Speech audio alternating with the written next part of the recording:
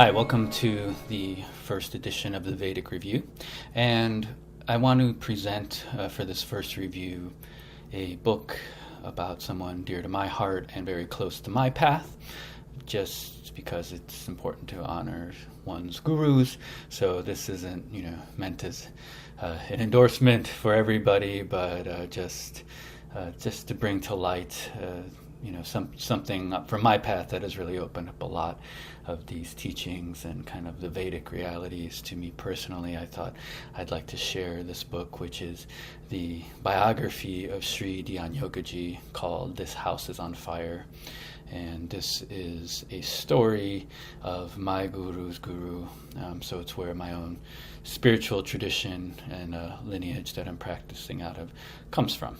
And this is a biography that's very much in line with autobiography of a yogi by Paramahansa Yogananda. Many people are familiar with that. And so this book and the stories contained within it are, very much like that. And this is a genre that a lot of people really enjoy, so lots of stories of saints and different miracles and spiritual practices. And, you get some of the flavor of India and things like that within this book. And so the book itself was compiled by the current lineage holder, Nandima, and as well as stories from disciples. So Dhyanyogi didn't often discuss his life too much or in too much detail. He did give certain indications here and there. But so this story is largely told through a compilation of what could be gathered from different sources to put together some semblance and understanding of his life. And so because of that, this version is also rewritten. It was based on a Gujarati version written by Indian disciples, which had a lot of information, but to present it to the Western audience, and it was rewritten slightly to convey certain things that people might not be quite as familiar or versed in along a traditional path or with certain bhakti practices. And so because of that, some of the language and just how the book is explained is perhaps a little more, you could say, accessible, or I don't want to say watered down, but it's made as an introduction for definitely a Western audience who may not be familiar with some concepts such as Anushtan or Puja or Ishta Devata, things of this nature. Something if you've been practicing or enveloped in these traditions for a little while, you might be familiar with, you might not. But it follows his story, which kind of almost a classical saint story, where he, as a young boy, Dhyanyogi realized he didn't want the normal things that everybody else wanted out of life, and so he tried to leave home, and then his parents found him, brought him back, and eventually they let him go, and he wanders around India trying to find teachers and learning different techniques, traditional hatha techniques with real yogis in the Himalayas, different pranayamas, mantras, sadhanas, all sorts of things that he practiced until he met his own Satguru teacher, which he bestowed Shaktipat upon him. And while the book doesn't go too much into the tradition or lineage, this path really revolves around Ram Bhakta. So it's a Vaishnav order of one of the larger ascetic paths within India, apart from the Shaivites, where all these, it's a common image we get of wandering sadhus many people have of, the kind of dreadlocked sadhus, smoking reefer and all this is more of kind of the Shaivite sects, and Dhyanyogi definitely more of the Vaishnava sects, and with the Ram Bhakta, it's a group called the Ramanandis, which itself has many divergent paths and different kind of teachings involved with it. But one of the hallmarks of Dhyanyogi's teachings was this process of Shaktipat and transferring energy from a guru to a disciple, which, a lot of people can kind of work with energy and get people high and like do all sorts of things, but, it's both within this path, and I've read some other Shakti literature, there's few individuals that can really work with Shakti and Kundalini and really opening it up on a different level, as can teachers such as Dhyanyogi, which is like, you'll see some people, question some of these techniques and whatnot, or get into it, but definitely it's a smaller kind of underground path that is, often not come up in scriptures so readily, so available, but it's always been there as kind of an undercurrent underlying in a lot of more oral and handed down traditions that often kind of work under the radar. So nonetheless, Dhyanyogi was initiated and still continued to do many, many practices, and really didn't come out to start teaching in public until, some 90 years of age, so we're so used to our quick and easy certification yoga processes, and, definitely that's not how it's ever been done. And even within this path today, even though there is a living teacher teaching these things, it's not, it's one of those, it's a lifelong path to get involved with, a real kind of yogic path where there's maybe a few teachers coming out sharing things, but it's a very dedicated path. So when Dhyanyogi decided to come out, he kind of broke with many lines of tradition for various reasons, and this is where the book gets its title from, which is called "This House is on Fire." And that was Dhyanyogi's reference to, he had built up so much energy from his practices, and he just wanted to share it with the world. He would look at different souls suffering and just wanted to help them through, what he had gained in his own practices. And so he would say, this house is on fire, referencing his body with all the Shakti and everything he had built up. Loot all you can, come. He just wanted to give away this energy, this power to help people not only unfold their own, spiritual lives, but, have that impact society as a whole. And part of the reason he started offering initiation openly was because he saw a huge imbalance in the world, So some people from very strict traditional viewpoints might critique him because, if you read scriptures and this and that, oftentimes the guru is said to test disciples and, judge their worthiness and all these things, which, can have some validity. And even, within this path and my dealings with it, there is, there's can be higher teachings that only certain people get, but still that initial step, that initiation, giving people some experience that they may not have had otherwise, to realize there is something beyond this body, which is really part of the nature of Kundalini and it's how it's worked, was one of his true hallmarks.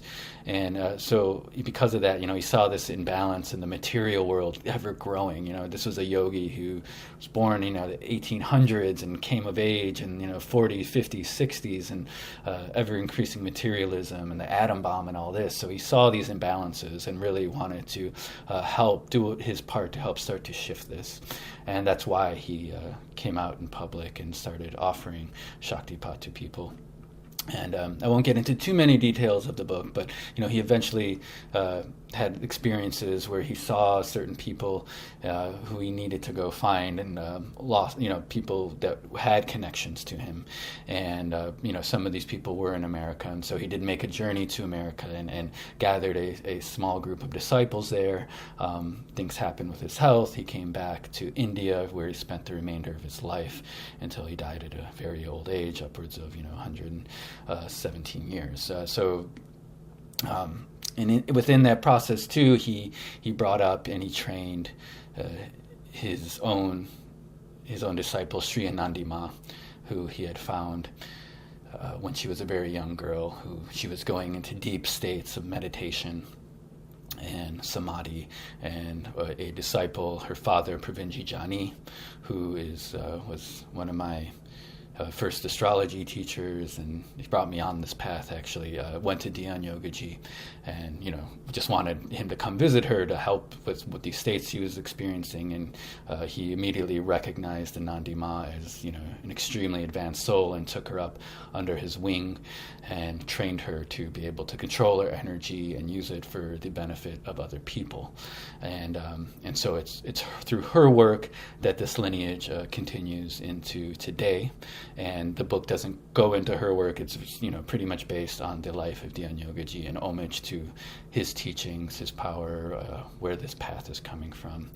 And so in the current day, she is recognized as this lineage holder. And currently, and this is one of the unique things about this path, is that, and part of the reason I'm making this video too, is because this book and this path it is very unique, I feel, and just something to offer to people who may not be aware of it, who might be looking for a teacher.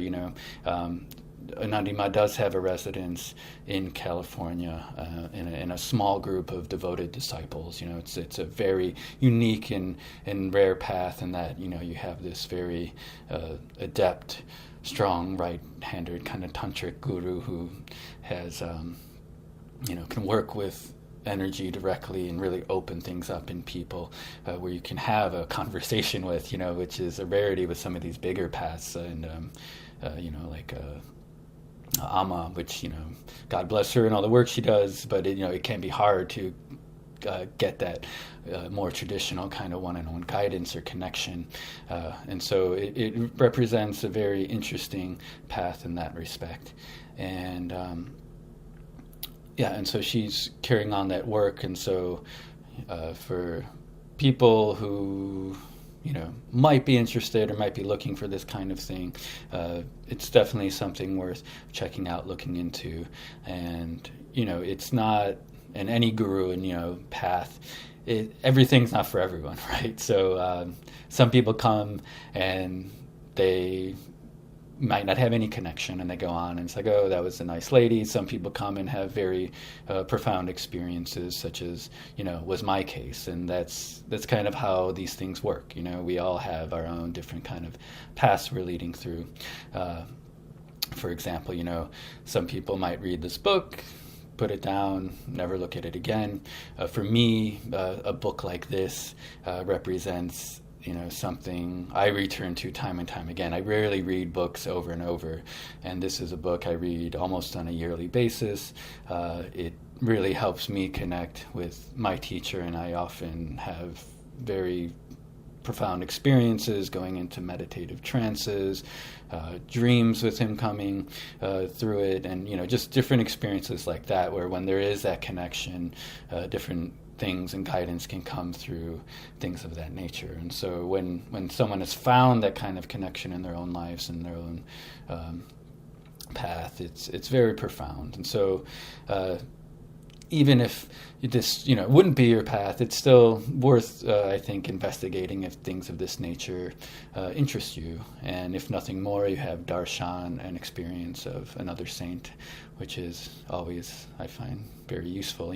I'll still visit different saints and get darshan, and it's always a nice clarification when you meet different teachers for where you need to go, where you need to find. And so that's a brief review, a brief overview of this book and that path. And if you have any questions about anything regarding this, please feel free to get in touch, leave some comments below. I will remark too, if you do look around on the internet, or it might even come up next to this video, there is you might notice another kind of disciple that comes up under the name of Dhyanyogi, and that may be there was a rogue kind of disciple around this path who offers Shaktipat, and there's a lot of question around if Guruji had authorized this or not, but they seem to be making a strong internet presence now, so I'm just tipping you off to that presence, since you probably found this video through the internet. So, if you have any questions around this book, that path, feel free to asked me questions, since I've, have many years of working with the Nandi Ma directly, and I know in my own experience, it's really opened up so much in my personal life. It's basically like night and day, and guiding me daily to really see that distinction between the soul and Maya on a day-to-day level, and not getting so caught up with it. And so, yeah. Thank you for watching. Thank you for coming by. And if you've gotten anything out of this, please subscribe. And if you have anything you want me to look at in the future, please let me know. Namaskar.